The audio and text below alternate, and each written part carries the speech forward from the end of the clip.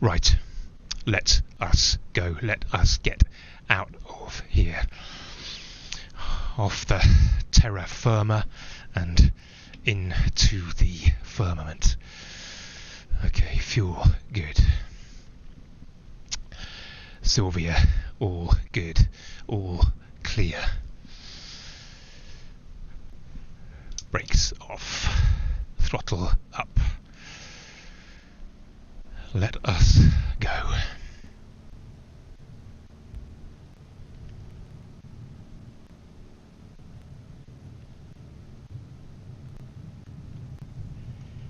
Come on.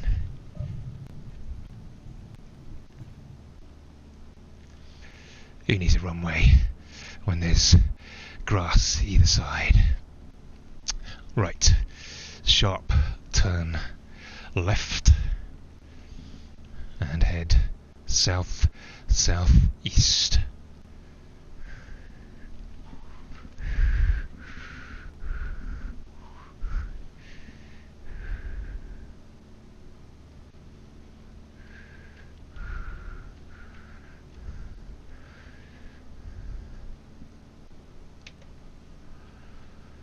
We are on track.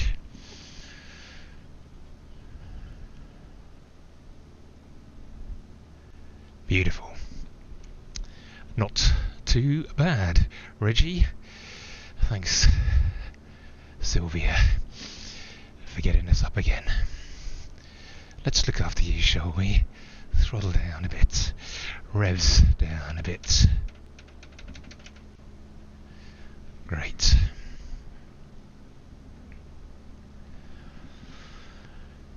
We are up. Up and off. Up and away. That is enough of Paris. In fact, it's enough of France. I mean, no offence to France. I love it, usually. But not this time.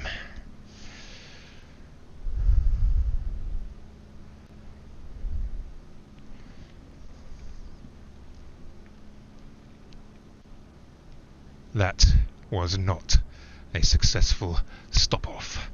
Hence, we're in the air again. Me and Sylvia, who I can trust, who was waiting for me. And luckily, no damage to her, despite my slightly rough landing last week. I had the sun in my eyes, that's my excuse, and no instructor by my side to tell me where I was getting it badly wrong. No one but me to take control, to take responsibility.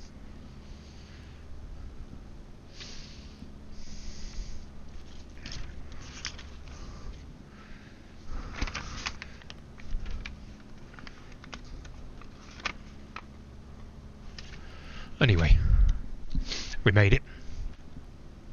Learning by doing. That's the best way, as long as you can survive it. And we're all back together. Time to move on again. We're going to head southeast. The flight plan is for Zurich, but I like the small airport thing, so we might set down a little bit before then. As I hope that airfield back there, Persan-Beaumont, was perfect. Well, except for the runway. They didn't ask too many questions. They were happy to store Sylvia for the week, and were very grateful for a bunch of euros in the hand. I managed to hitch a lift after landing and parking Sylvia. The guy who gave me the lift was driving to Zurich Pontoise. It's a new town, a bit like Telford, built to absorb the growing population of Paris. Can't spoil that skyline, so spread out instead. It does mean that it's good for transport links into the city. Good for commuters and lovers of nighttime Paris. So it was just a short RER ride into Paris proper. Well, I say the flight plan is for Zurich, but I haven't filed one. I'm just going. Just going again. When it worked last week, let's not change things. Let's ride out the luck. Keep it under the radar. No air traffic control. Just us in the sky and away.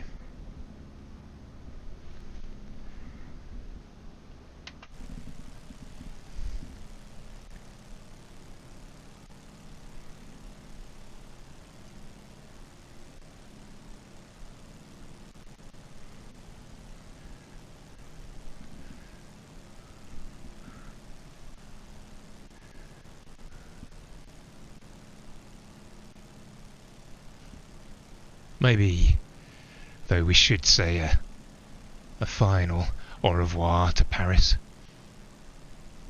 There it is, in the distance. I've had enough of being down there, in the thick of it, on the streets. But it looks good from up here, up in the air.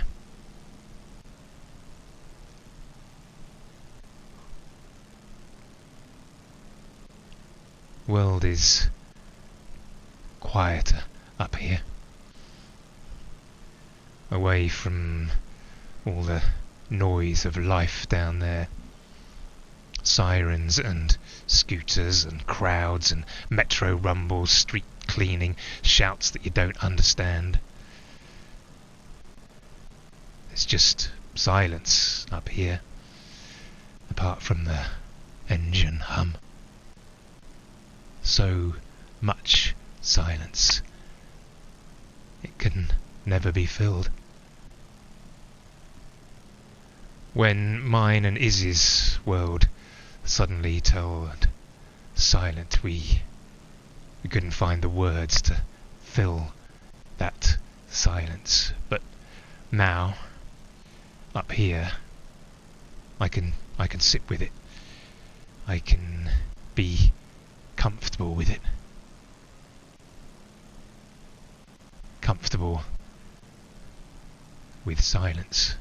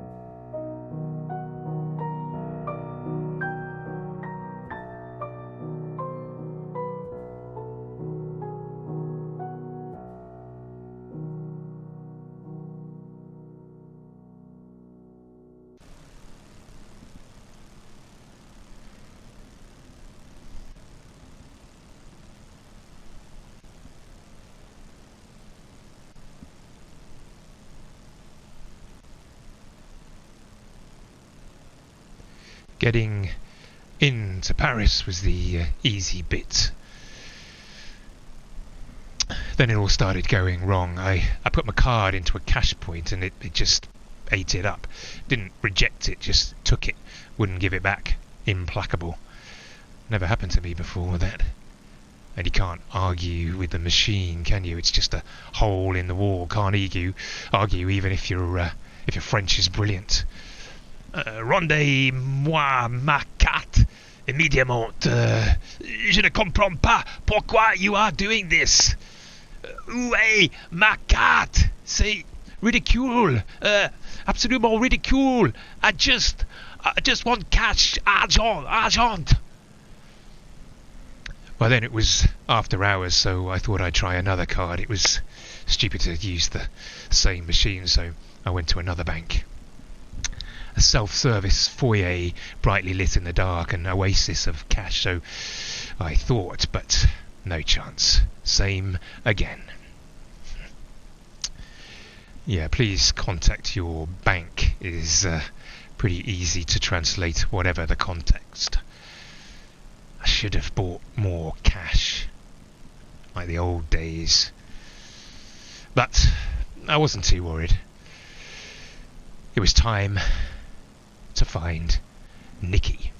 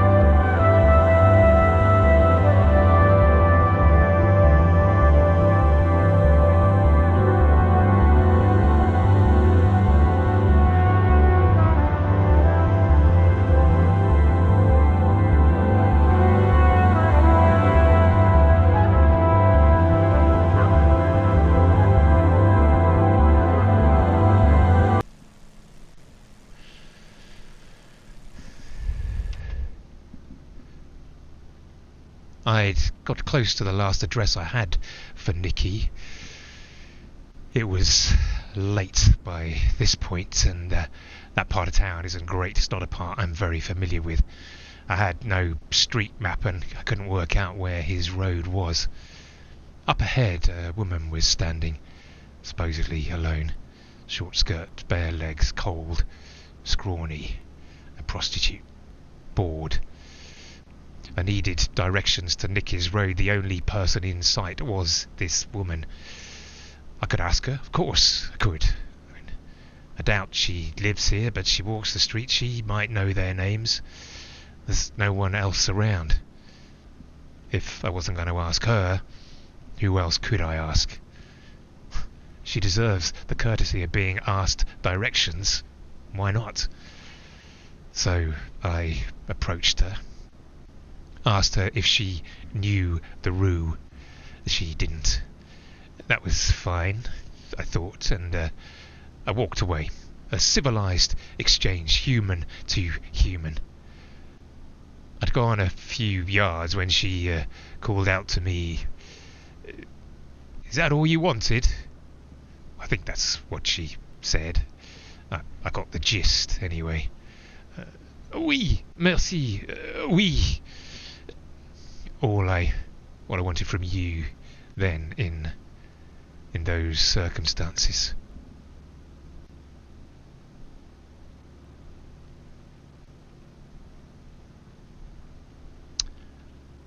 No. Nothing. I don't regret anything. The good that was done to me or the evil, none of that matters to me. Nothing. I can't regret anything. Everything has been paid for, swept away and forgotten. I don't care about the past. I lit the fire with my memories, sorrows and my pleasures. I don't need them anymore. Everything is swept away forever. I'm starting from scratch and I don't regret anything, because my life, my joys, today, they start with you.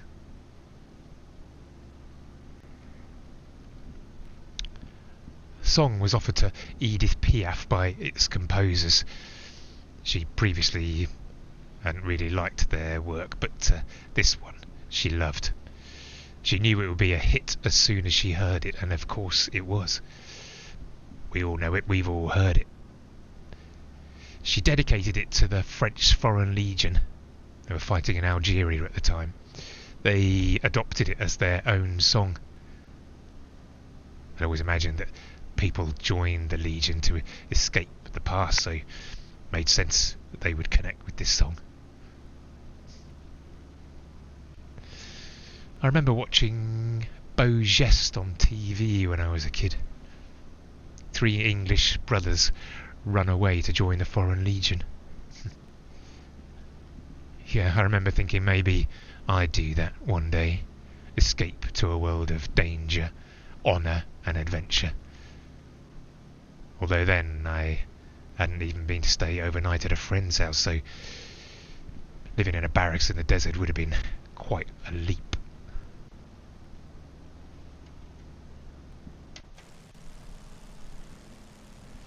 Edith was named Edith after an English nurse.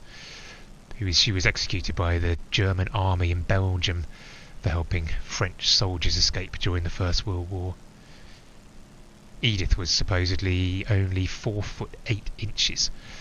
Her manager changed her name from Gassion to Piaf, which means little bird. Not in a nice way. Dolly Parton sings a song, Little Sparrow.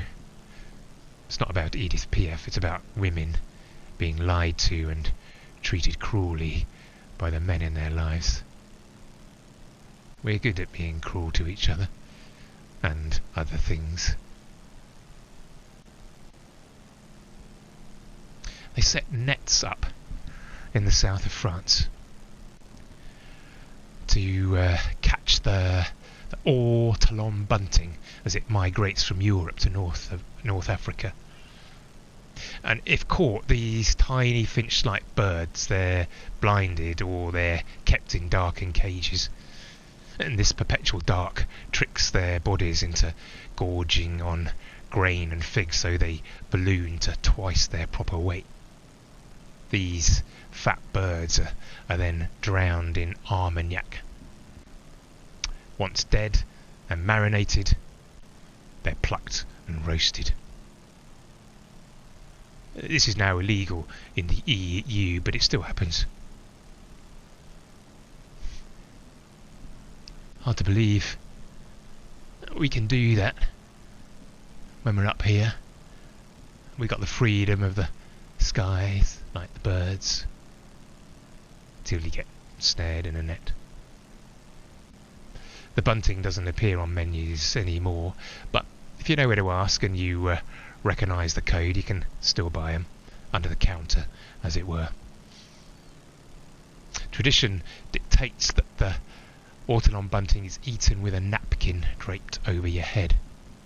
You hold the tiny head and place the whole bird, feet first, into your mouth. Then you eat it all, everything but the beak, in a single bite.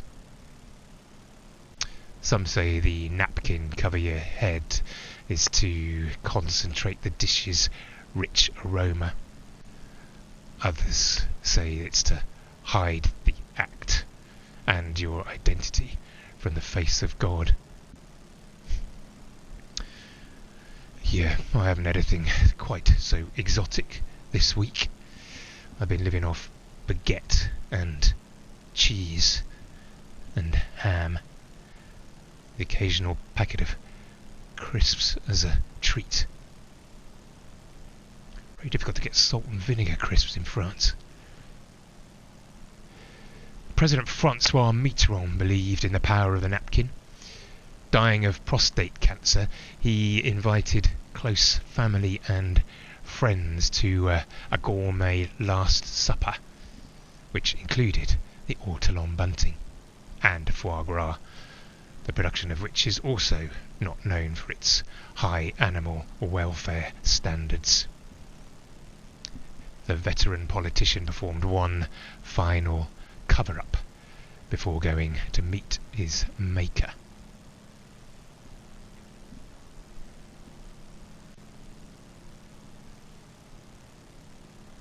Right.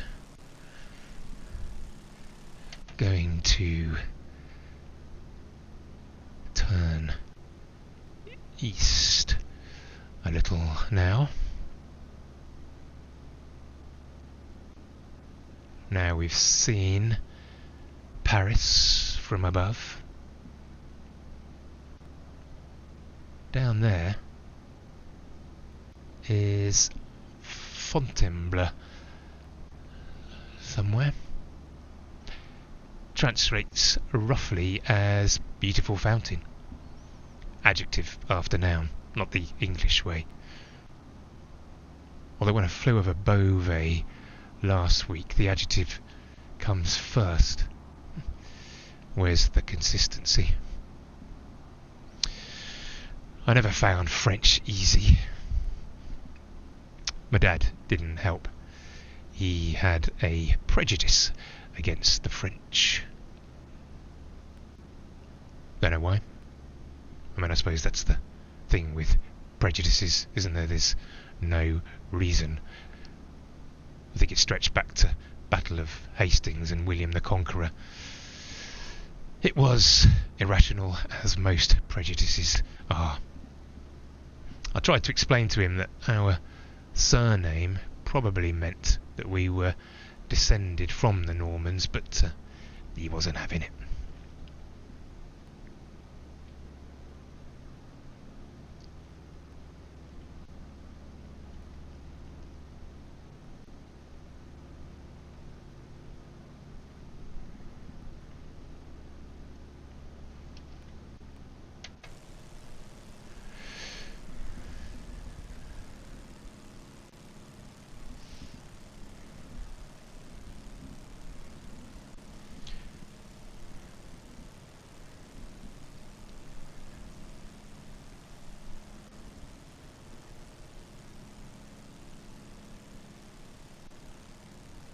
They ripped through French teachers at my school.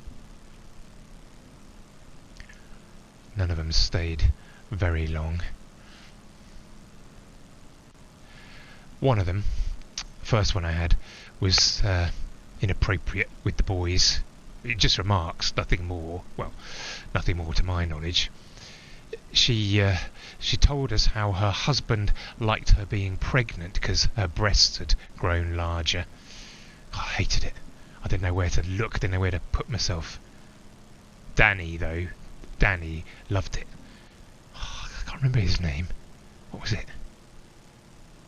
Danny with the red hair. He played rugby. He was quite scary. And he was an academic, so we didn't have many lessons together, but my French was deemed to be as terrible as his. So Danny and I were in the same French class.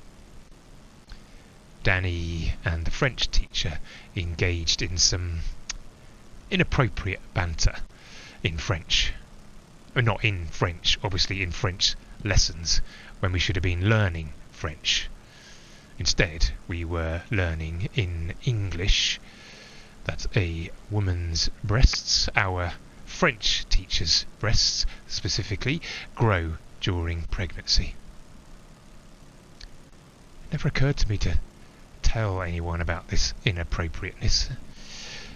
I don't think it occurred to any of us. Excusez-moi, ma professeure parlait avec nous, les petits garçons. C'est ne pas bon, c'est mal. Elle dit quelque chose de la chemise. Elle dit avec Danny about her breasts. Yeah, I didn't say that. Then we had another female French teacher, but she was actually French and obviously very good at it, way too good at it to try to teach us, so she left after a term and went to a posher school up the road. Her replacement was a lovely bloke. I would have learned a lot from him, I think. Not just French, but he got punched in the face in a pub one night and died almost instantly. On ne pourrait pas l'inventer.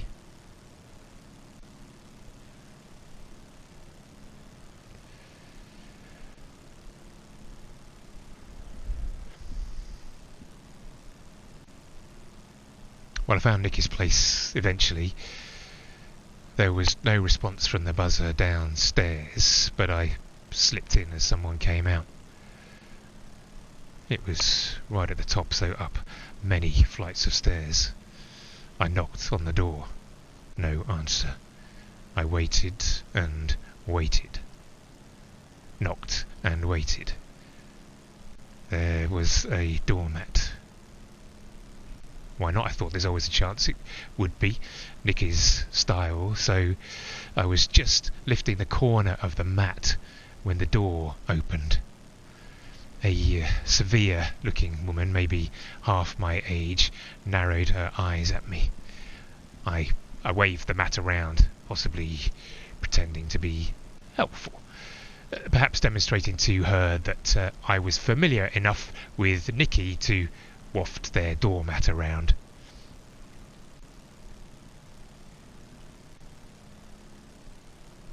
Is Nicky in?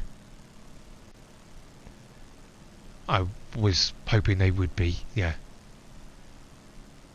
No? 3 weeks. Well, that is a while. Have they left any word of where they're... Oh, okay. It's just I was hoping they'd be in. We're old friends, you see. I'm Reggie, and I'm unexpectedly in town. I thought I'd look Nicky up since I was here. I've had some bad luck. I need somewhere to stay. In a short story, she would have taken me in despite herself. Things would have been awkward at first. She would have me in the apartment while she went off to work her night shift. Maybe she would have been my nurse. I'd have promised to have a shower, sleep in Nicky's bed, and then be gone in the morning before she got back. This would have been the deal, but of course I would have overslept, been woken by the door as she returned from work. She would have been annoyed, but I would have been charming. I'd have cooked her eggs while she showered. We would have eaten together. She would have been in her dressing gown, dark hair wet slicked back off her face. Our hands would have brushed, reaching for the salt. Or, if it was a film, my backstory would have been a lot less complicated. The flat would be exquisitely designed, quirky, stylish. We'd both smoke continually until someone with a gun would kick through the door. We would climb out of the sash window onto the ledge. We'd leap from rooftop to rooftop across Paris. She would be reluctant at first, of course, but I'd ask her to trust me. I'd hold out her hand and I'd say, "I won't let you fall. Just think, in a few minutes' time, we'll be drinking champagne. You just have to jump." Could be that. Or we be part of the Nouvelle Vague. And the flat is entirely monochrome, and there are jump cuts that show our friendship developing as we wait for our mutual friend Nikki to return. Until the audience realise that Nikki is just a narrative excuse to bring us together. In an existential novel, not much would happen, but our behaviour and our thoughts would be painstakingly realised. There'd be awkward silences to be filled, and an awkward tenderness would grow between us. Two strangers brought together but destined not to be together. We would talk about waiting and expectation. We would speculate if Nikki would recognise me or if I would recognise Nikki. And Nikki not being there would be a metaphor for absence. Absence of meaning, of connection, of love.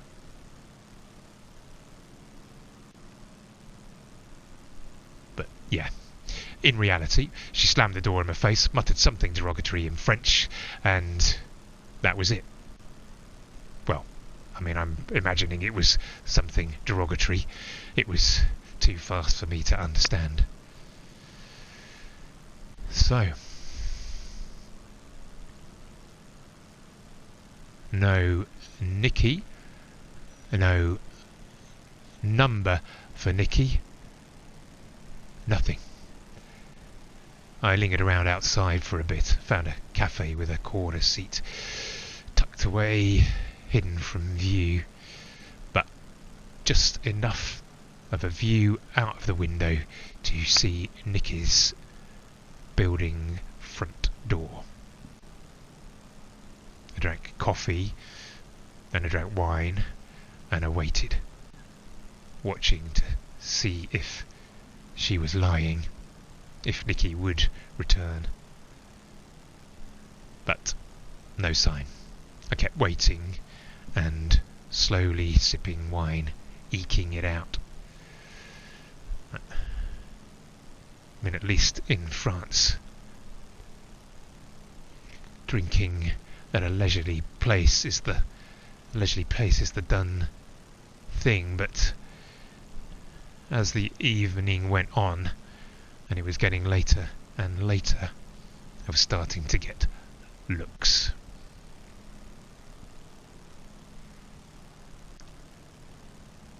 Edith Piaf's mother was a circus performer and a singer. Became a prostitute. So Edith grew up in brothels. The girls pooled money to send her on a pilgrimage to the shrine of Thérèse of Lisieux. The trip cured her blindness.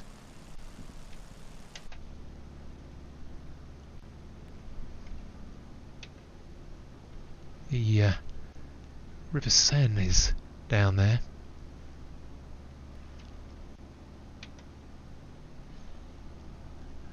On its way to Paris.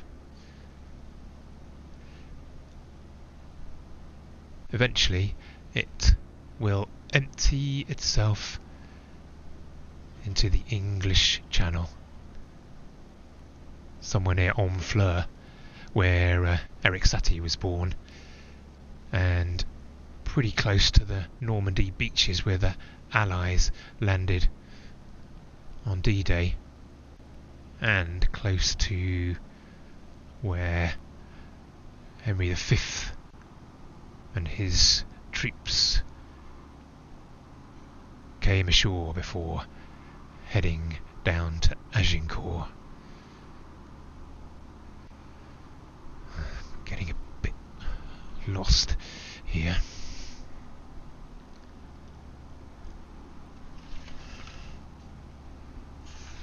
Only got this little map. I think I need to follow that road down there. Keep going east. Come on, Sylvia. East, east, east. There we go. There we go. Yes. Ish.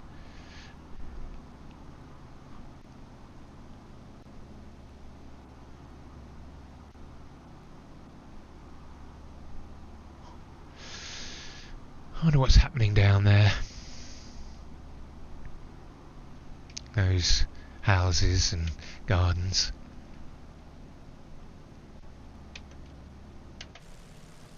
People having dinner. Children being put to bed. Told stories. Parents falling asleep next to their child, waking up thinking it's morning. Maybe other people are working on presentations they've got to give in the morning.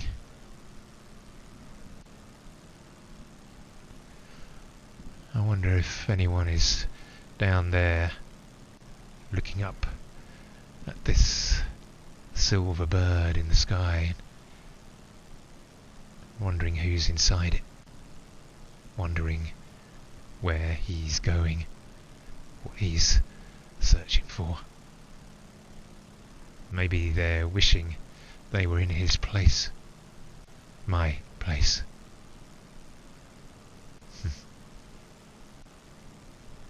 Be careful what you wish for.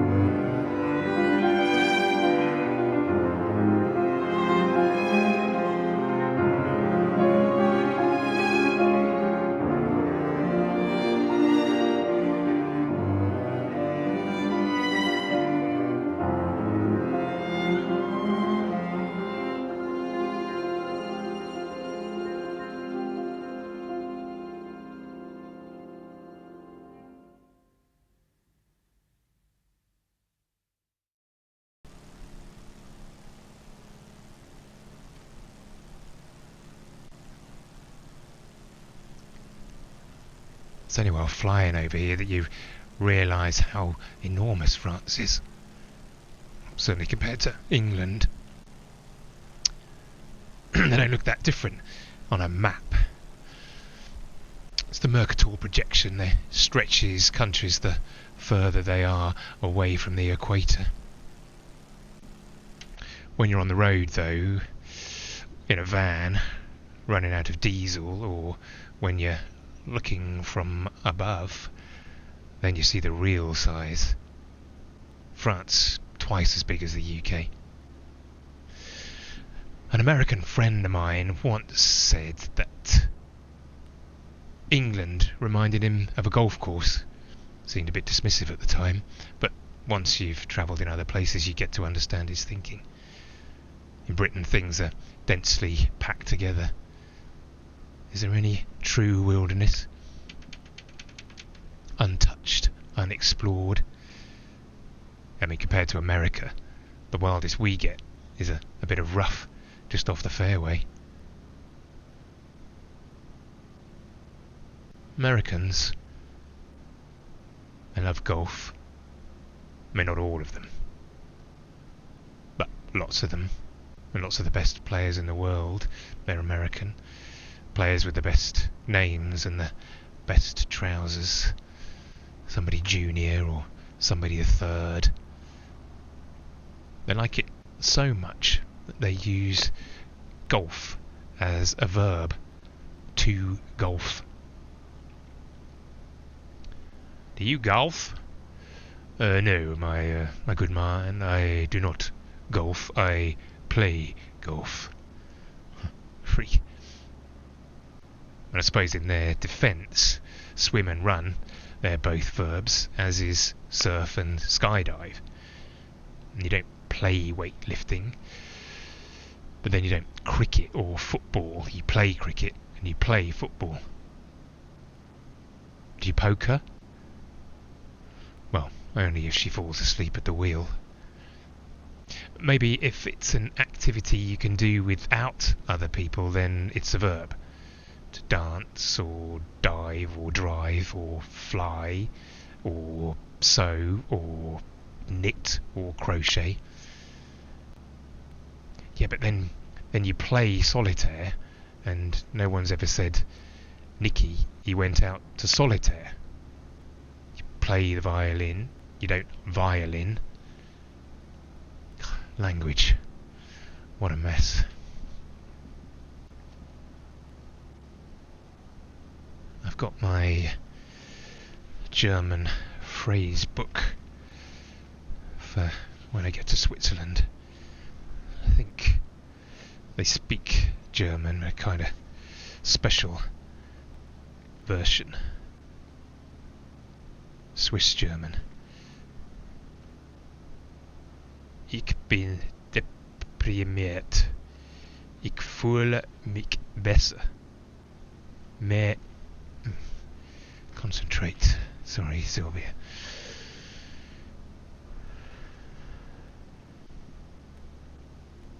Get back on track east.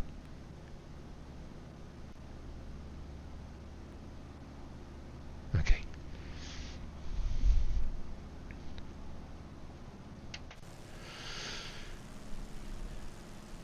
Richard the Lionheart seems like the quintessential British king, but he mainly spoke French. The Coeur de Lion. I wonder if my dad knew that. He preferred France. Richard the Lionheart, that is, not my dad. He spent as much time there as he could. A bit like teachers today, I suppose. And when he wasn't living in southwest France, he was crusading in the Levant. His was the most successful, or the least disastrous crusade, the third.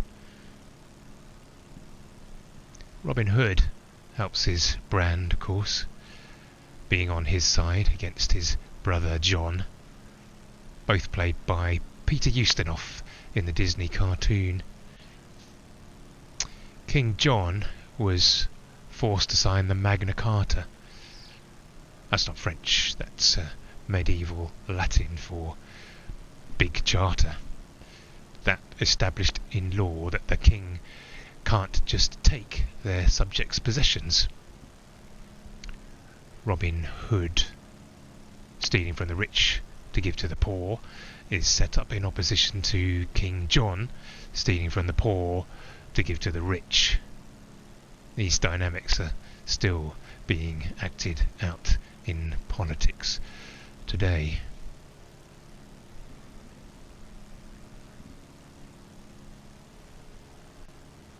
Yeah, in England we got rid of our king before the French, but couldn't make not having a king work. It wasn't easy to break up monarchy, but still revolutionaries discovered it's easier to break something apart than put something together. England, they installed someone to lead the Commonwealth, but he imposed his own restrictions on freedom and started to behave like a king. He appointed his son to succeed him, so not much change really. A plus ça change, as the French revolutionaries might say.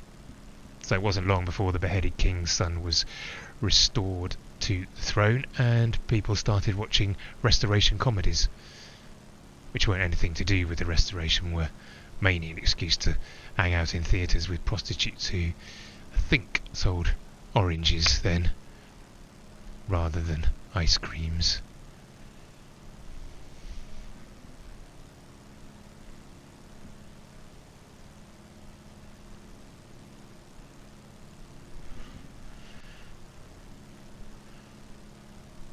Okay.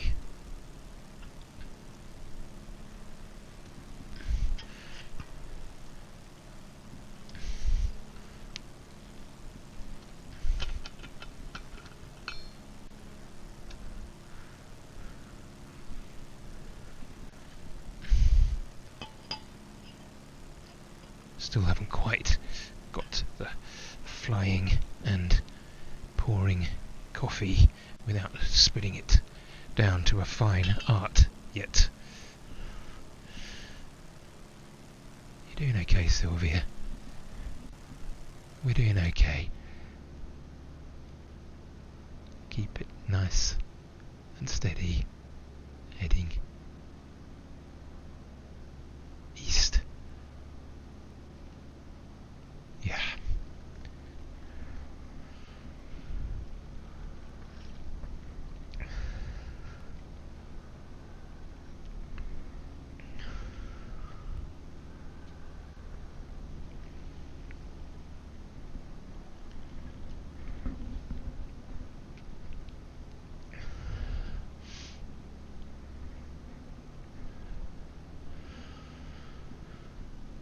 Anyway, there was no sign of Nicky, and as the waiter was starting to stack chairs, I had to move on. It was late, even by Paris cafe standards. The moon was smothered by clouds and the air smelt of rain. I'd seen no hotels since the metro, so I stepped back in and asked the waiter. He indicated there was a room upstairs. It was more affordable than comfortable. Yeah, I would have paid a supplement for clean sheets, but without a cash card, my stock of euros was running pretty thin, and I was only going to be staying one night. Well, at least that's what I thought. My room must have been directly above the corner of the cafe where I'd sat, but 2 floors up, because the window gave a perfect view of the front door to Nicky's apartment. I sat watching it until I fell asleep in the wing-back chair. When I woke, I carried on watching until I saw Nicky's flatmate, colleague, partner leave. Yeah, she isn't a nurse. She doesn't work nights. So repeating my original trick, dodging through the door, climbing the stairs, I returned to have a second check under the doormat. No luck. I feel along the top of the door frame, sweep my fingers around the inside of the letterbox. If it was in a story, my finger would have snagged on a piece of string and a key would have been fished out. If it was a film, I'd have kicked the door down. If it was a novel, the moody, glamorous flatmate would have returned at just the wrong time. As it happened, nothing happened. So there was nothing for it but to return to the cafe for a coffee and wait for the banks to open. I tore bits of my croissant and dipped them in my coffee. Très French, I thought. But no one else was doing it. Actually, I've got a croissant somewhere.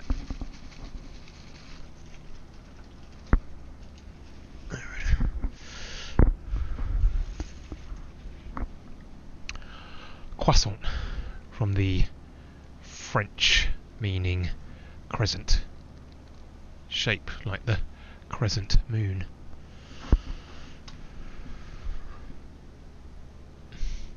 East, east, east.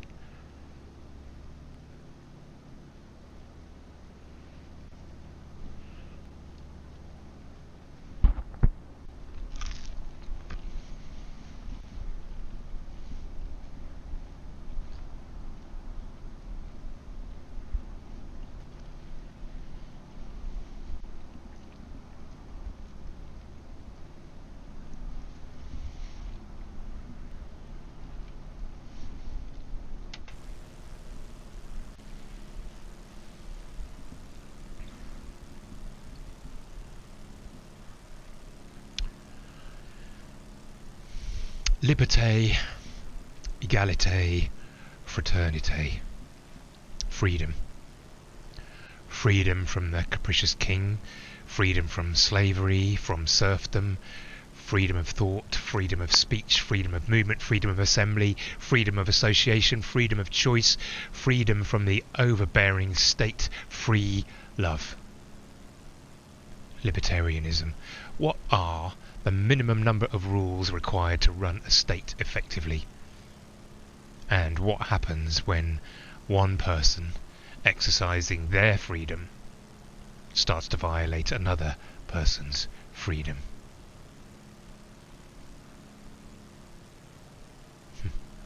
The right to bear arms. Guns, that is, not the right to wear a t-shirt.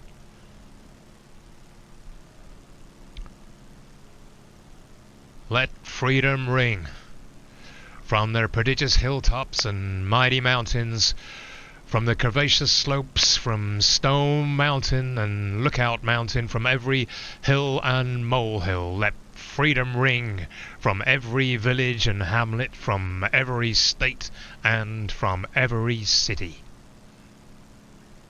It took 11 years for the US Constitution to be written after the Declaration of Independence. You can be shot for calling for freedom.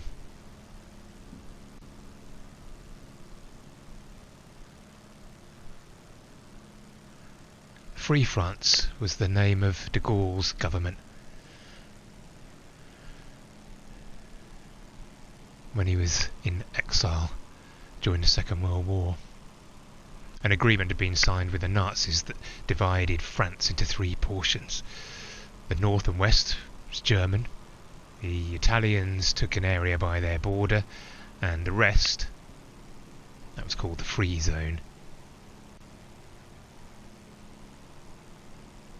Philippe Pétain, I think that's how you say it, who had led the French army in the First World War and taught General Franco in military school, led this rump French government. They moved the administration into the town of Vichy. They occupied hotels, left empty by the fact that there was a war on. French hotels were important during the Second World War. The Hotel Lutetia in Paris It had been a famous meeting place for writers and artists and travellers. It was taken over by the Nazi military intelligence service. It became a place of fear and loathing. Then, after the liberation of Paris, it became a reception centre for prisoners and deportees and concentration camp survivors. Families gathered there desperately hoping for news of missing loved ones. Survivors arrived exhausted and traumatised after surviving the camps. It became a place of hope, joy and despair.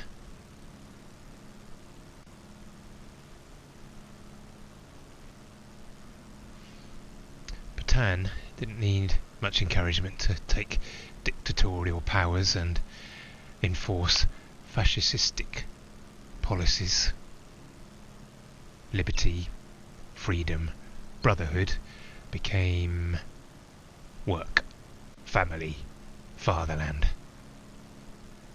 So much for the free zone. After the war, he was sentenced to death for treason, but because he was already 90, they didn't bother carrying out the execution. They exiled him to Ile-Dieu, just off the Vendée coast. You could see it from the beaches. Popular place for tourists, so seems he had a pretty nice exile. I nearly visited there once, but the weather was bad and I didn't fancy the boat trip. Now I suppose I could fly there, hire a bike, but I'm going in the opposite direction. East.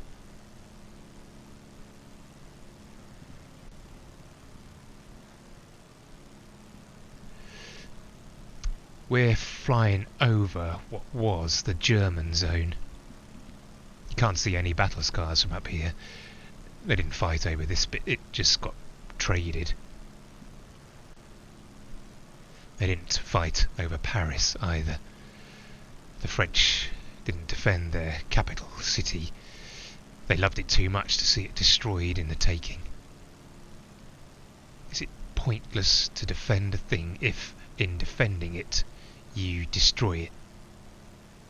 The mother relinquishes her baby rather than see it cut in two. That's how Solomon knows it's her baby and returns it to her. Having been to Paris lots, even in trying times like this week, it's difficult to disagree with the wisdom of their surrender. 4 years later, the city was liberated and was as beautiful as ever. By contrast, Berlin was largely a pile of rubble by the end of the war, and Warsaw was the same. Went to Warsaw on a job once. I took Sarah with me to hold the spanners, show her some culture. She can only have been 11 or 12. They'd rebuilt the old town after the war, following plans that they'd found for the original city. It was an act of defiant reconstruction. They'd done an amazing job, it was beautiful. We were busy, so we didn't wander far, but we did get to go for walks in the parks.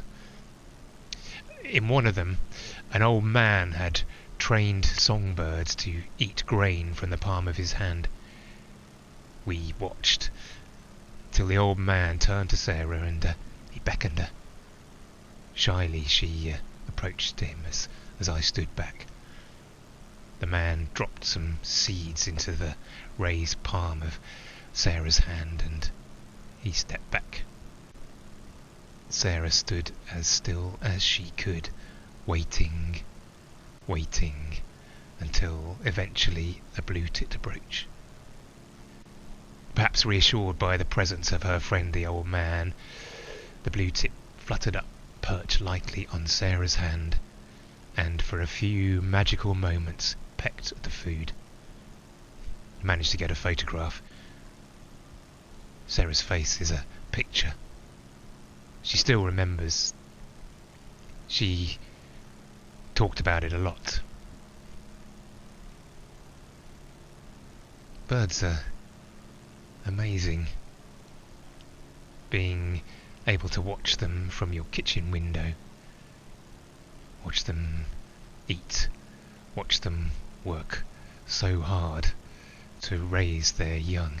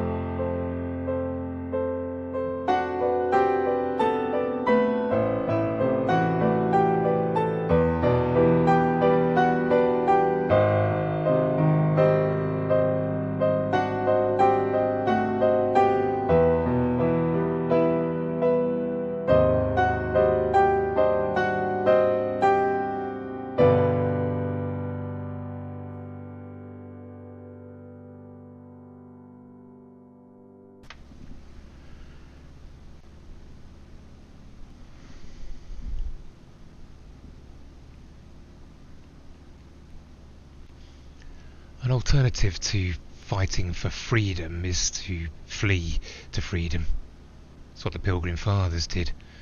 The religious non-conformists, some might say fundamentalist, seeking freedom, maybe independence, but their freedom, their independence, their truth.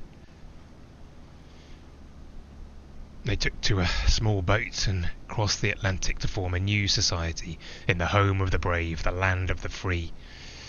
It's a brave thing to do. You'd have to believe that God was on your side. Blind faith, maybe. More than 50 of the 100 or so passengers who made it over died in the first winter. Died of the cold and disease and inadequate shelter.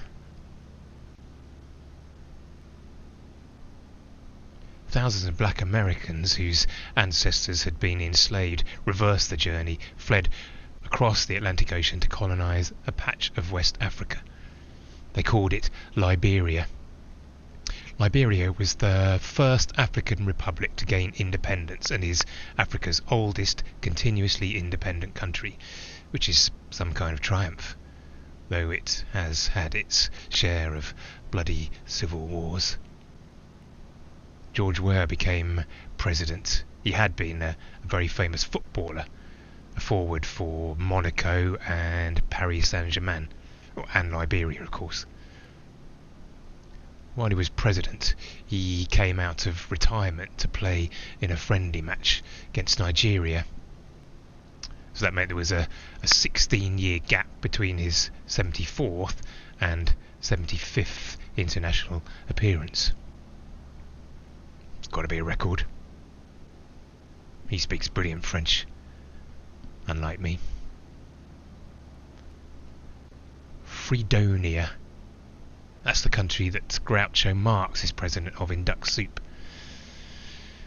I don't think the Marx brothers are very closely related to Karl Marx.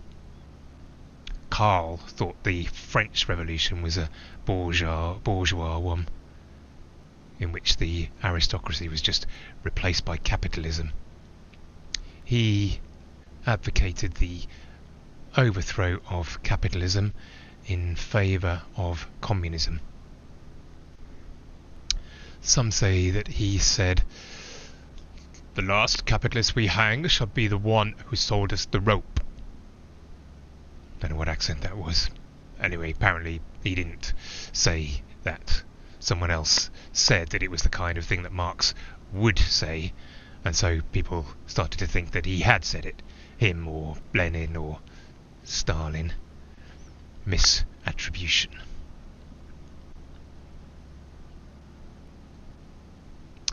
Equality is the founding principle, then, of perhaps the world's most aggressively capitalist state.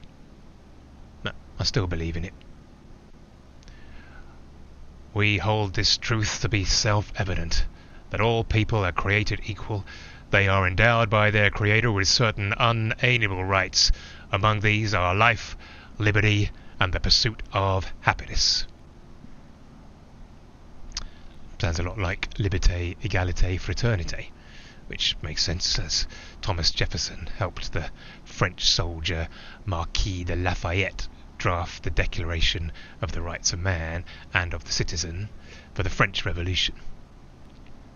Lafayette then joined the American revolutionaries fighting against the British in the Revolutionary War.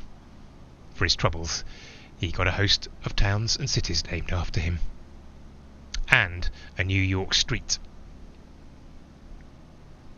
I like Lafayette Street. It's where the Public Theatre is. And that was built as the city's first free library. And it was sold when the library on Fifth Avenue opened. Then it became a centre for receiving Jewish immigrants. Then it was going to be demolished. The theatre impresario Joe Papp, he persuaded the city authorities that it should be saved and raised enough money to buy it. Papp was a Jewish Italian American, and he set up the Shakespeare Festival in Central Park. Been to the Public Theatre a few times. Once, consumed by jet lag, I saw a production of Hamlet, a loose one, based on found footage of a film of Richard Burton playing Hamlet on Broadway. Halfway through the performance, all the lights went off. We thought that was part of the show. It wasn't. So then we thought it was a fault in the building. When we got out onto Lafayette Street, we saw lights were off for a couple of blocks, so a substation must have gone down. I didn't have my tools, so I couldn't offer to help to fix it. Never saw the end of the show. It's a tragedy.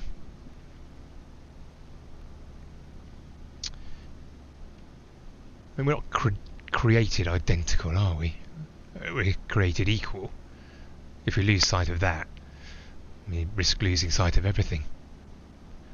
As a parent, you do your best to nurture your children equally, but you can see nature powerfully at work. They're equal, but they're different. We tried to treat Luke and Sarah equally, despite how different they were. They were always racing each other and wrestling with each other. They competed at everything, tried to outdo each other. Wasn't fair, really. Luke had a head start a couple of years, or nearly 3. Early on, though, Sarah had some little victories. Her spelling was always better than his, and she was more physically coordinated than him. We could never climb over a gate or a stile without getting his legs tangled. She beat him at chess once as well. Well, she would have beaten him if he hadn't thrown the board in the air and steamed off. Never played chess again.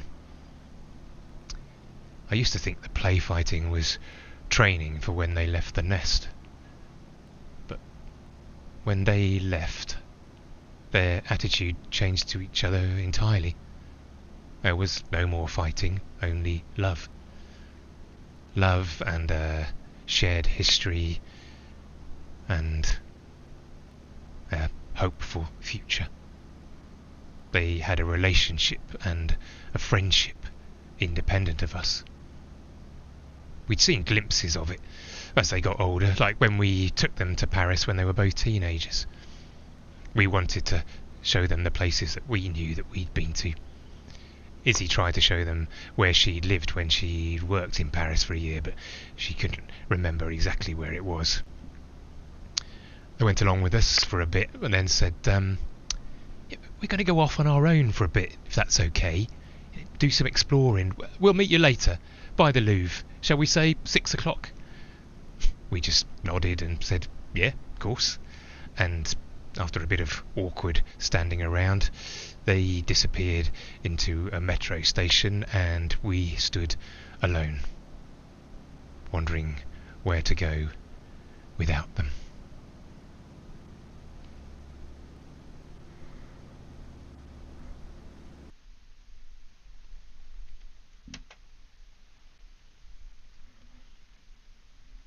My friends came together to mourn with us at the funeral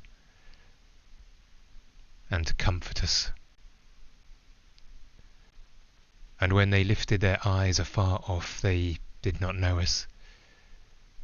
They wept, they rent, they sprinkled dust upon their heads towards heaven, and they sat with me for 7 days and 7 nights. And none of them spoke a word to me. For they saw that my grief was very great. But you have to take the rough with the smooth. If you accept the good things, how can you complain when they turn bad? What of the people who'd had things bad from the very start?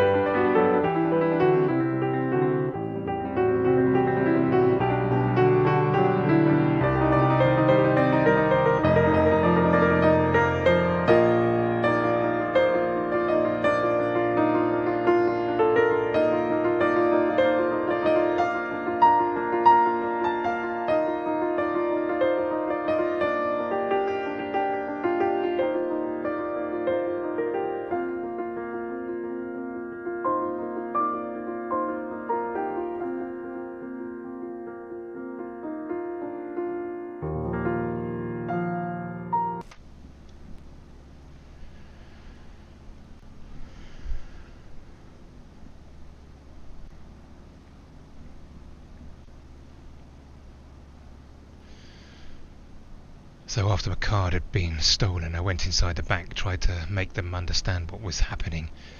The first cashier pretended not to comprendre. You could tell behind his eyes he knew exactly what was going on. But he didn't volunteer anything in English. Completely refused to go 50-50 en franglais. I mean, no reason why he should he? It's France, after all. But, you know, it's a service industry. I thought might be a bit of service. I wished Izzy was with me. She's really good at understanding French, but she's a bit too shy to speak it. I don't understand it, but I'm willing to try and speak it. So, we're a good team. The unhelpful cashier wandered off and returned with a younger colleague. By this time a big queue had formed behind me and was growing. There was a lot of tutting, huffing, shuffling. I was beckoned into a side room, blank, like an interrogation cell. The colleague, in a tight-fitting suit, explained in a roundabout way that I should go to my own bank. I explained that was in England. He said he couldn't help me. His Adam's apple was large and knobbly. I could see that he'd cut it, shaving that morning. He comprehended that I needed my card back, but said he couldn't retrieve it from the machine for me. Nonsense, I thought. Anyway, eventually he explained that even if he could get the card back, it wouldn't make any difference. My account had been blocked. Blocked. Thank you very much. Merci pour votre aide. It was the same story at the other bank with my other card. The mademoiselle there suggested I use my credit card, but somehow that seemed unwise. So I returned to my corner seat in my cafe hotel to keep an eye on Nikki's apartment. Tried to get another plan together. I took the same room on again, asked the waiter if they needed a kitchen porter, which it turned out they did. Their usual guy, apparently an unreliable drunk, or rather, reliably always drunk, he'd failed to show again. So that's how I spent my week in Paris, washing pots and mopping floors in return for a stained bed overlooking an absent friend's apartment. If it had been a story, Nikki's flatmate would have come into the cafe one night. We'd have got chatting again, and we'd have set off a chain of events that would have led me to finding Nikki.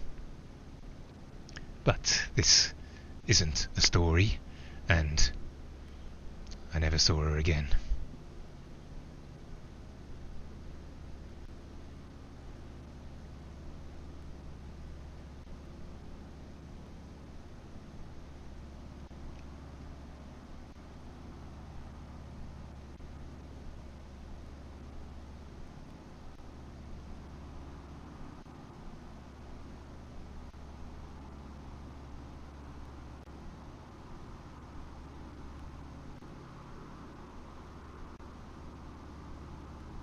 It's a beautiful evening.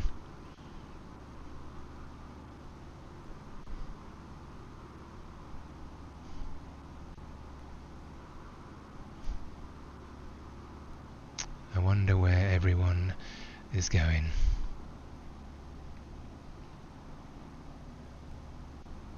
I like French cars. Parents had a 2CV after the Morris Minor blew up one night on their way back from visiting our cousins. The 2CV was built after the Second World War, designed to give people in rural areas like these an affordable form of transport. Cheap to run, cheap to repair. Had good suspension. It was supposed to be able to carry 4 people and a basket of eggs across a ploughed field without breaking the eggs. We never tried that, but did take us on lots of holidays, and my mum managed to get huge, heavy boxes of books into the back of it when she briefly had a second-hand bookshop. Our friends thought it was a bit exotic, so we seemed a bit cool, which we weren't. Citroen cars were named after their founder, but does sound like citron, a lemon. Slang word for a terrible car that keeps breaking down, which did happen to our lovely 2CV after many years of faithful service. Being sold a lemon used to generally mean buying something that didn't work. But then an advertising firm in the States applied the term specifically to cars, or to Volkswagens. In the campaign, they emphasised that all Volkswagens aren't perfect, but that they undergo so many checks that the lemons never get to the customers. The customers only get the plums. Hence the term lemon particularly applies to dud cars. Julian Koenig was one of the mad men behind the campaign, and his daughter Sarah revolutionised the podcast world when she created the cereal Cereal.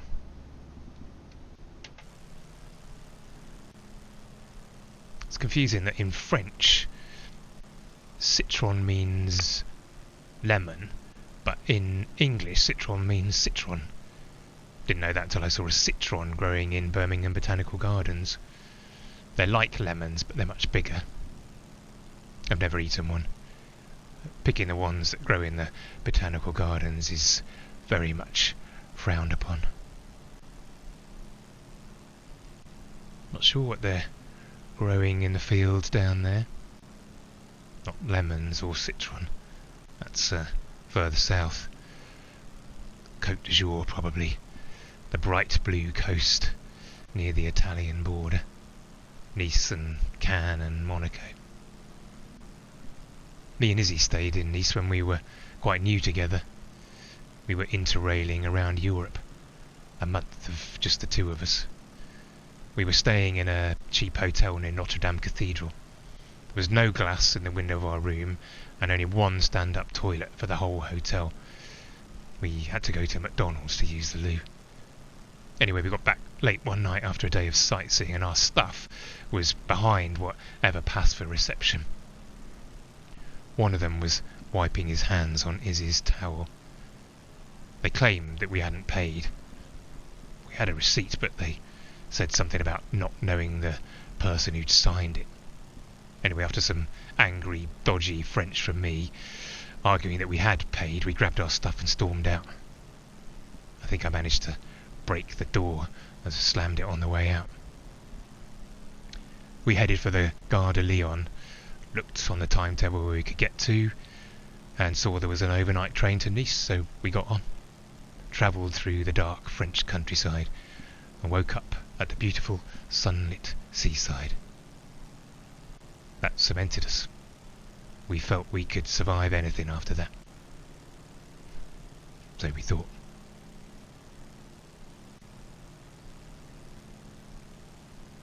Somewhere beyond the sea, she's there, watching for me.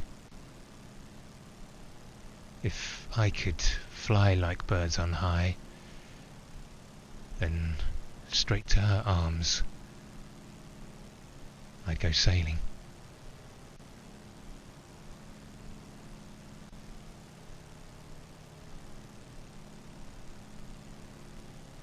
A randomised checkerboard is draped over the land down there.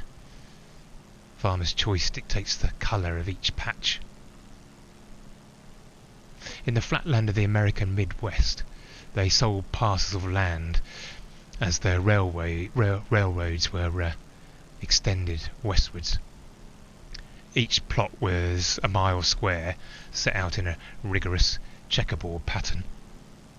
Alternated public and private land.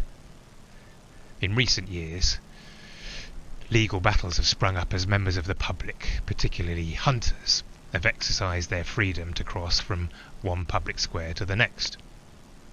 Despite crossing at their corners, where the public squares touch, they've been sued for trespass by owners of the privately owned squares. The argument is that geometry proves it impossible to cross corners without committing trespass. But surely that's a vexatious complaint. The spirit of the law is that the public have the right to roam half the land.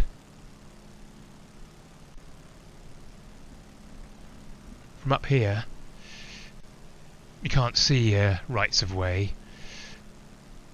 For that you need maps or signs on the ground. Counterintuitively, the city has many more public routes than much of the English countryside, where you're not allowed to walk or you can't get to because there are no pavements or buses. Simon hated that. When we used to visit his grandparents, he couldn't understand how you couldn't just walk into a beautiful public space, a park with trees and a lake. But you had to take your life into your hands walking along a busy road tucked into a verge just to get to a gate that he couldn't climb, to get into a field full of animals that he thought would kill him. Sarah was braver. She'd go up to the sheep or cows. Horses would come up to her, like she exerted some mysterious power over them.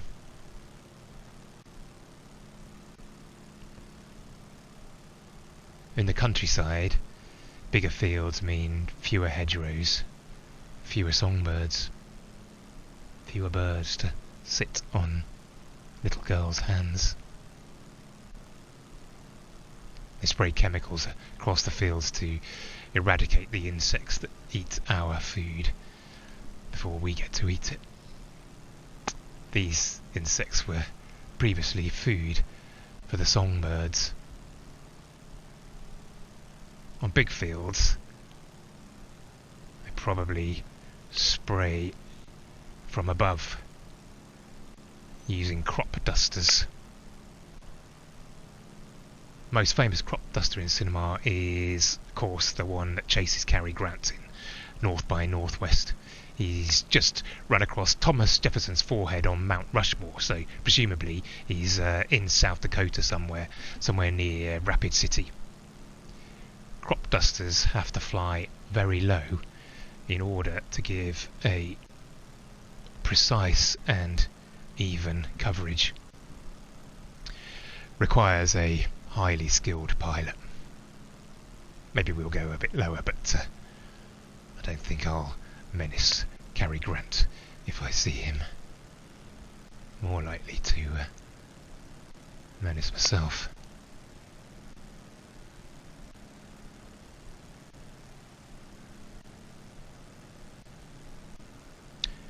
We're heading down towards Basel and the point where Germany, France and Switzerland all meet.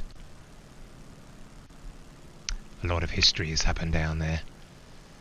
Battles, treaties, deals, hatreds born and friendships forged. Now thousands commute over invisible borders to work each day. A milking stool could have one leg in each country if the point weren't in the middle of the Rhine. I'm told there's a tall rocket-shaped sculpture at that point, marking the spot.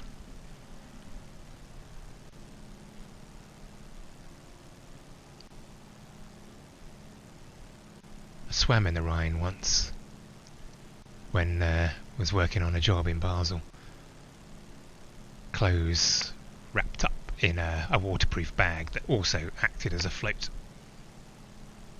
We drifted downstream with the tide, cautious to stay close to the edge, away from the passing boats. It was beautiful. Cool and relaxing. Surrendering yourself to the current. Except for one of my colleagues who got dragged by the current and nearly pulled under by the wake of a boat. We didn't know he was in trouble, as we had floated on ahead oblivious. It was only when he saw us and he managed to get to the bank that we saw how scared he was. Turns out he wasn't a very strong swimmer. Life is fragile.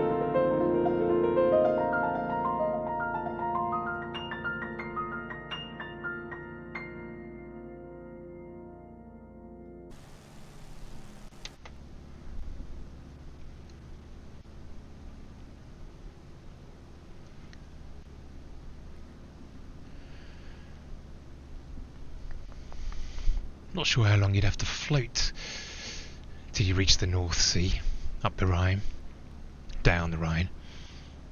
Maybe you'd average an easy walking pace, say 3 miles an hour.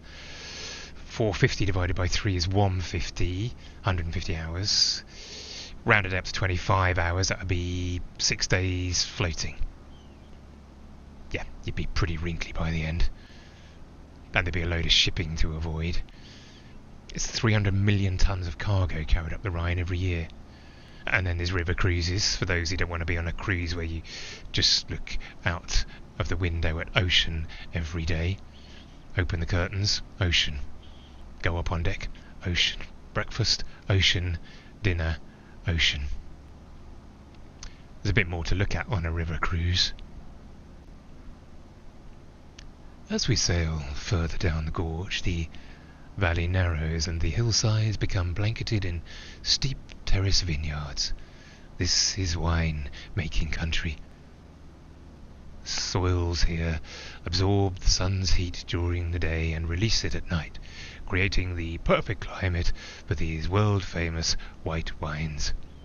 Please keep your cameras ready as we approach the next bend, because coming into view on the starboard side, that's the right side, is Rheinstein Castle. Unlike many of the ruins along this stretch, it was fully restored in the 19th century. Still looks like a true fairy tale fortress. Yeah, we didn't swim that far. We got out even before the rocket sculpture came into view and before we floated out of Switzerland into France. The Rhine marks the border between France and Germany, which I didn't know until I was looking at a map for work.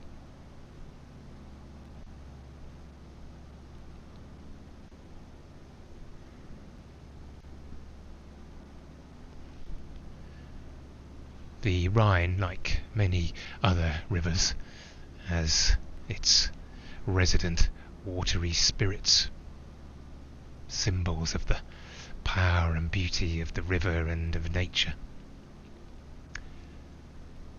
The Rhine maidens most famously appear in Der Ring das Nibelung, Wagner's opera, or 4 operas I think it might be.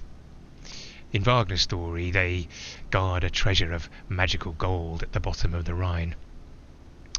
The dwarf Alberic steals the gold, but it can only be forged into a ring by someone who renounces love forever.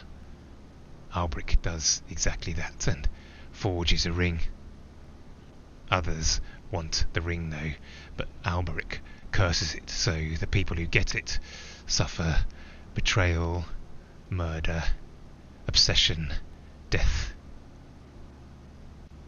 Many's the man who thought himself wise, but what he needed, he did not know. When me and Izzy got engaged, we had a ring specially made. It had the sea and hills engraved on it, symbols of places that were special to us. We've said that we'd do a Rhine River trip together. We haven't yet. Maybe we will.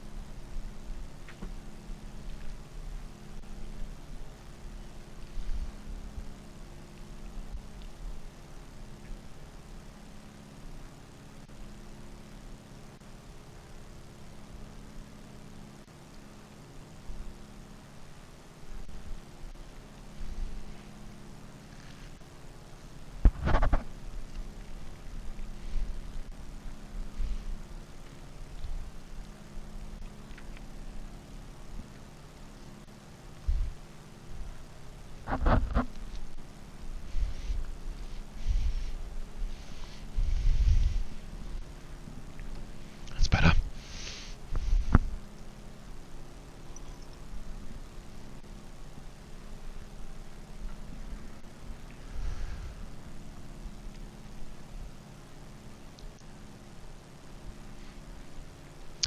In Basel, the Rhine makes a dramatic turn. Upstream, it generally flows westward, but once it gets into Basel, it swings north, heads through Germany towards the sea.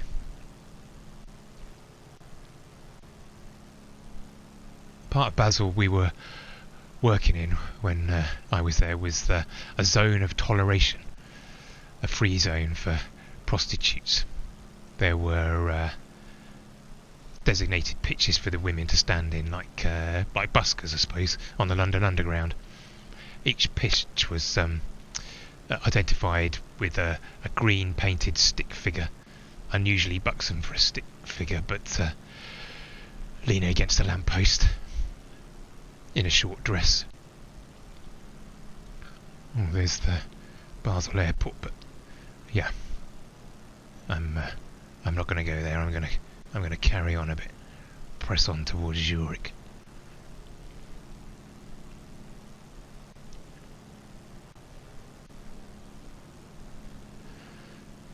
Luke came on that trip with me, but like when Sarah came with me to Warsaw, probably about the same age.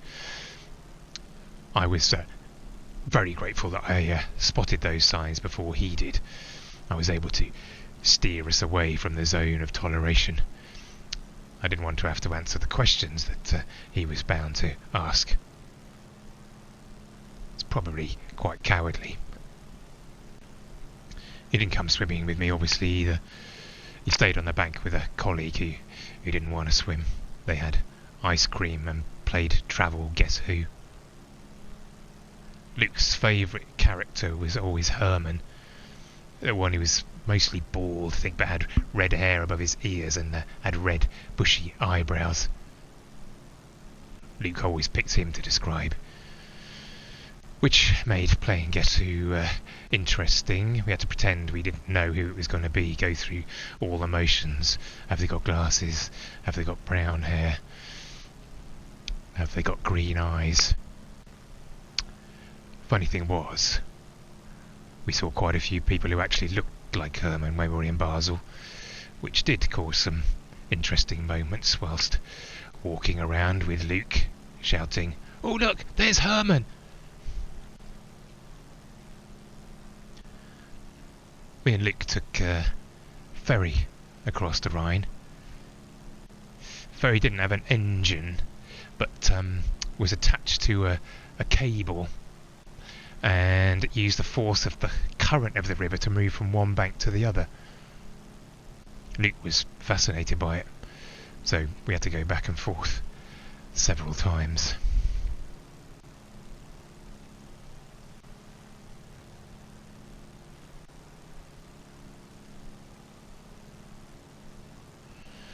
Libertarians probably open to the idea of zone of tolerance and idea of prostitution. I imagine they would say that that kind of thing is none of anyone's business so long as no one gets hurt. That's why we have philosophers in the world, to do the thinking through of concepts like freedom and equality. One thing Karl Marx actually did say was, philosophers have only interpreted the world in various ways. The point, however, is to change it. Maybe you need to philosophize about it before you can understand what needs changing. Then not everyone likes change, do they? Or wants it.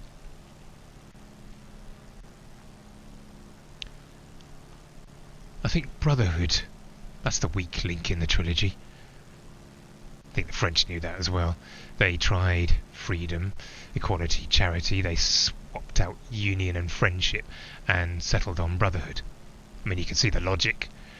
Freedom is an individual experience. Equality places people side by side. In the third quality, they're looking for something that binds people together for their mutual support and betterment. Fraternity, of course, also suggests those frat houses at American universities. They're places of pretty horrible male excess, I imagine. I was doing some teaching once at UCLA, and as I drove off campus, I saw students filling up a parked pickup truck with water that they got running from a hose in the upstairs bathroom down into the back of the pickup truck. Seemed to be having a great time. It's a bit like being in a 1980s film. I suppose liberté, égalité, sorority would work. Ideally, you'd find a gender-neutral version. Freedom, equality and kinship, possibly. One of the problems with using family as a positive analogy is that families aren't always positive. Take my uncle, for example. I mean, avuncular, supposed to mean uncle-like, but, kind and friendly. But my uncle, Uncle Si, he was a nightmare. We think he was an arms trader, but obviously he didn't explicitly say so, but he loved hinting at it. He was a reactionary lush, hated children, enjoyed provoking arguments with polite young liberal women by reciting racist IQ theories once endorsed by certain Ivy League universities. By contrast, my Aunt Sue, she was the warmest, kindest person you could ever meet.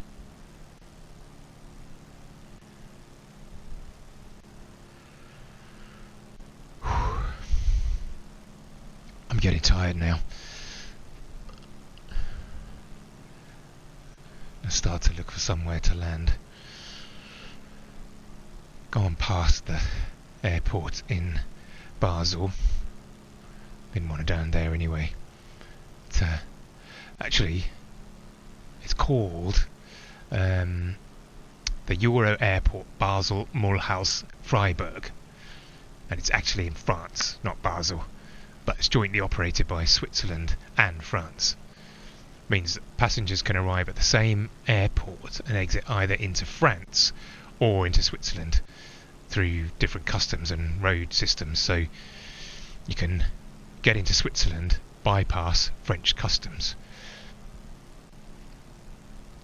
Anyway, I'm going for somewhere smaller.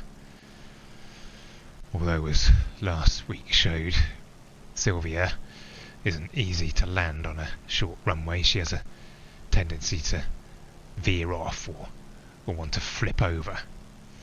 Well, sorry, Sylvia, that's probably just my bad piloting.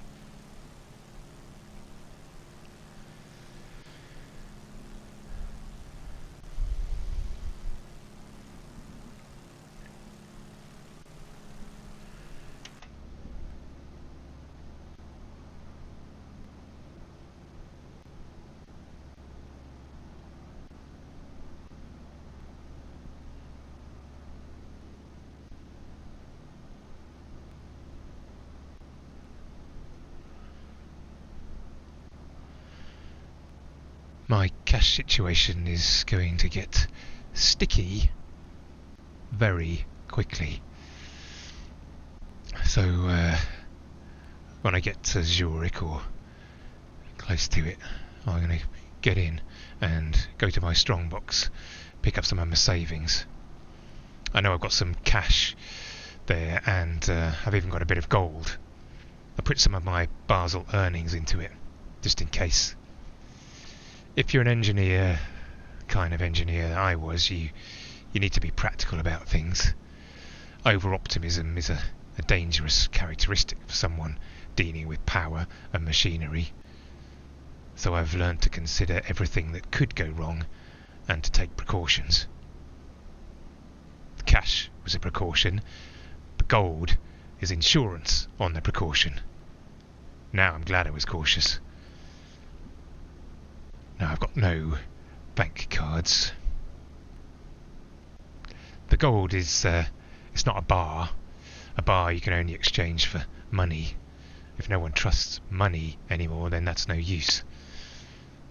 My gold it's all in chains, so I can snip off links as and when they're needed.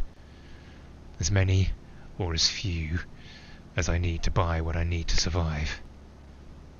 If I can get to Zurich, if I can land, then money shouldn't be a worry for a while. Life hands you lemons, you make lemonade.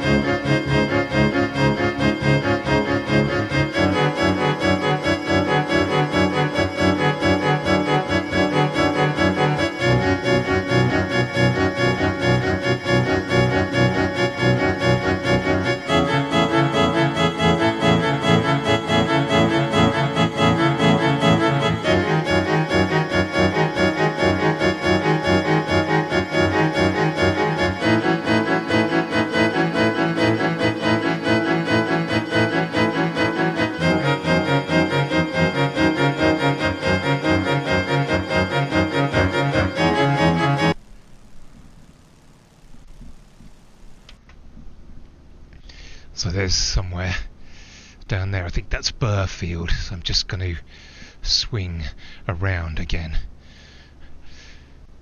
Looks okay if I can find it again. I'm going to approach it from the east. Looks like another one with a tricky runway, but you know, me and Sylvia, we can do it.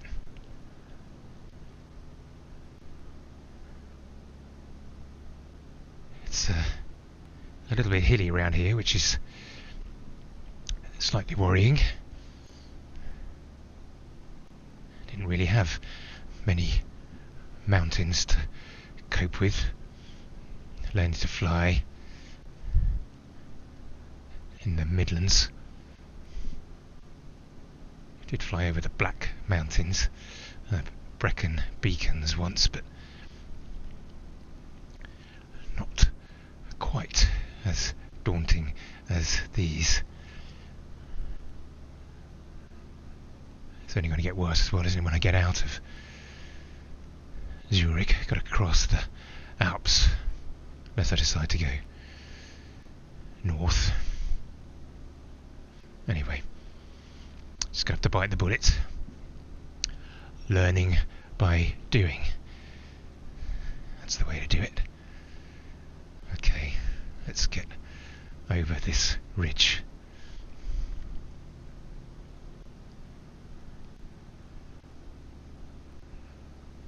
Turn back west.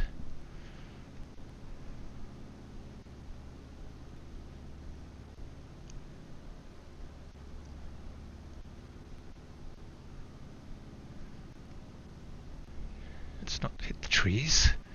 Got to remember that we're already quite high up here.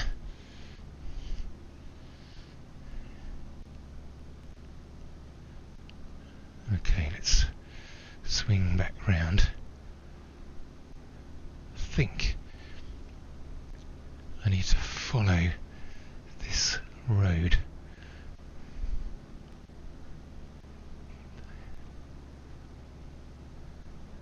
Where's it gone? Come on, Reggie, come on, Reggie. You can do it, you can do it. Bring it round, bring it round.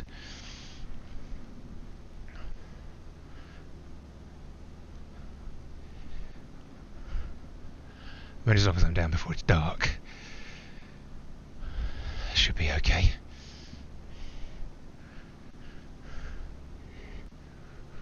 Need to lose some altitude without crashing into any hillsides.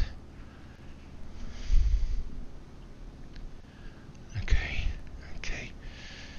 Where are we? Got to be heading west. This is good. This is good. I'm still pretty high, but I can't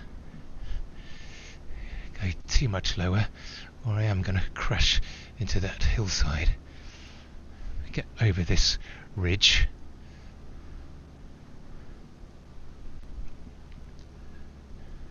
Come on, come on. Over we go. Over we go. Come on. Over we go. That's it. We can do it. We can do it. Flaps. And down we go. Where are you? Where are you? Is that you? Over there. Yes, yes, yes, that is you. Head for the gap in the trees. Why do people plant trees close to runways? Or why do people build runways close to trees? And then after the trees they put electricity pylons in the way. To be fair, I probably did a bit of that in the past.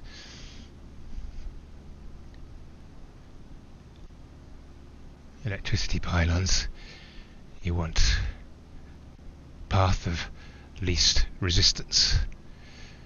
Resistance in more than one sense of the word. Where have you gone? Where have you gone? There you are. There you are, pylons. We're just gonna miss you. We are just gonna go through the gap in these trees. Oh good, there's a nice bit of grass there as well, so even if I don't make the asphalt, I should make the grass. There we go. Through the eye of a needle. Power down. There we go. Nice and easy. Nice and easy. There we go. Come on. Come on. Yes. We are down. Not too bad. Well done, Sylvia. Well done, Sylvia.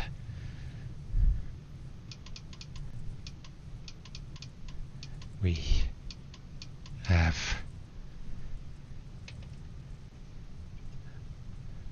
made it somewhere.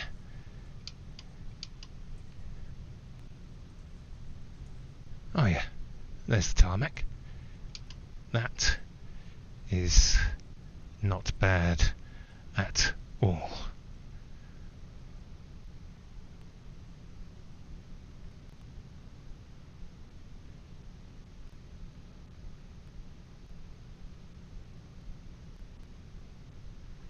Let's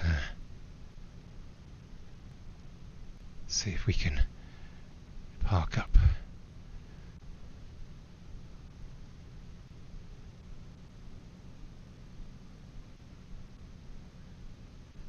Find a kindly person.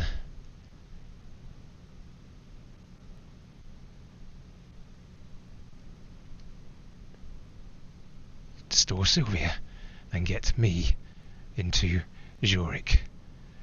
Brakes on, throttle down.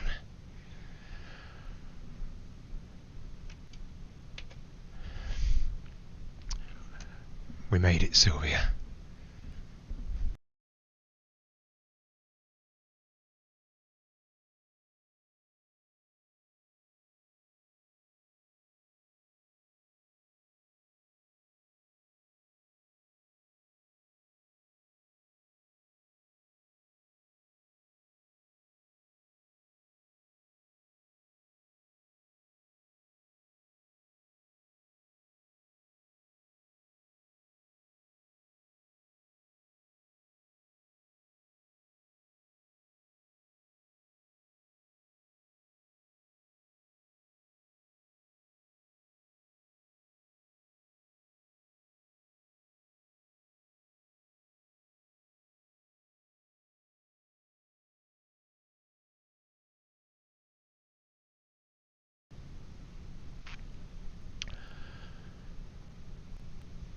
Thanks everyone. Got any thoughts or comments, just stick them in the chat. Thanks Dr. Mark. And yeah, not a bad landing, I don't think. We're getting there. Well, you know, Reggie's getting there. Practice makes perfect. Learning by doing, like he said. And yeah, thank you. It is my birthday.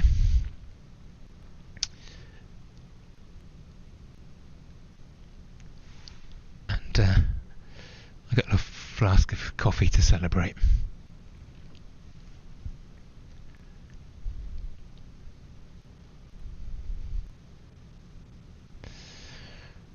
So next week is flight number 3.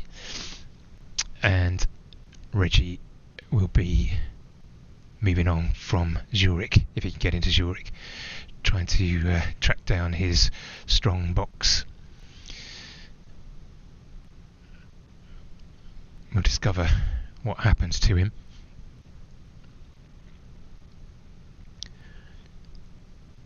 Whether he finds his money and his gold. So really hope you can join us next week.